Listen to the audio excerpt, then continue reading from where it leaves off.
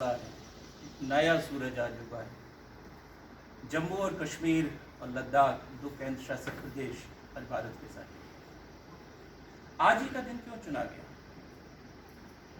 आज ही के दिन एक महापुरुष ने, लौह पुरुष ने 31 अक्टूबर 1875 को गुजरात में नांदेड़ में जन्म लिया, जो भारत के आज़ाद भारत के पहले गृह मंत्री और पहले डिप्टी प्राइम मिनिस्टर थे। सरदार वल्लभ भाई पटेल के लिए अनेक कारणों की वजह से जाना जाता है।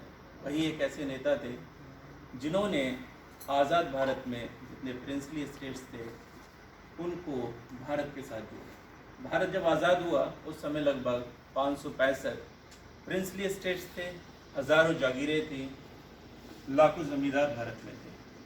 उनमें से बहुत सारे ऐसे थे जो भारतीय रियासत के साथ आना नहीं चाहते थे। उनमें से कुछ रियासतें थी जैसे जूनागढ़ की थी, जम्मू एंड कश्मीर की थी, एंड तीसरी हैदराबाद का निज़ाम बड़ा हठी प्रवृत्ति का था।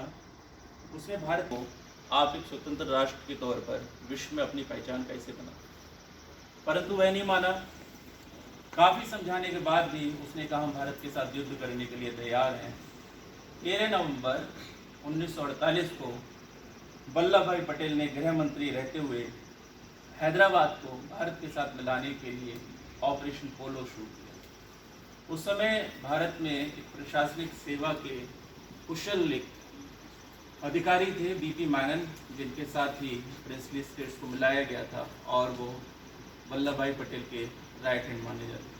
13 नवंबर 1948 को ऑपरेशन पोलो शुरू हुआ। भारतीय इतिहास में एक ऐसी लड़ाई थी जो बगैर लड़े ही भारत जीत गया। 18 नवंबर 1948 को निज़ाम की फौजों ने बगैर लड़े ही सरेंडर कर दिया। एक घटना ये महत्वपूर्ण है। दूसरी घटना, सोमनाथ के मंदिर का जीर्णोद्धार का आदेश भी सरदार वल्लभ भाई पटेल ने दिया था। अनेकों बार विदेशी आक्रांताओं ने आक्रमण किया, सोमनाथ के मंदिर को ढहाया, अनेकों बार उसको गिराया गया।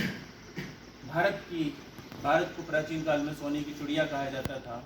सोमनाथ के मंदिर को एक स्तंभ के तौर पे, एपिटोम के तौर पे दुनिया में जाना जाता था, परंतु किसी का ध्यान उसकी तरफ नहीं गया। परंतु वल्लभ भाई पटेल ने भारत के सिरमौर को दोबारा खड़ा किया और भारत के एकीकरण में योगदान दिया। जूनागढ़ की रियासत को भी मिलाया।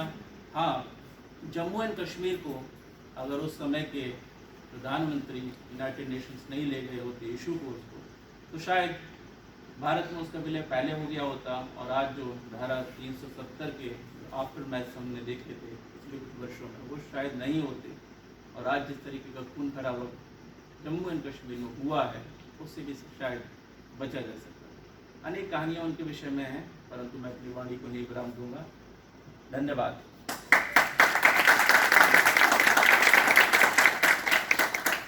नारे लगाऊंगा, हम कहेंगे वंदे, ठीक है? आपको मातरम, वंदे वंदे, सरदार पटेल,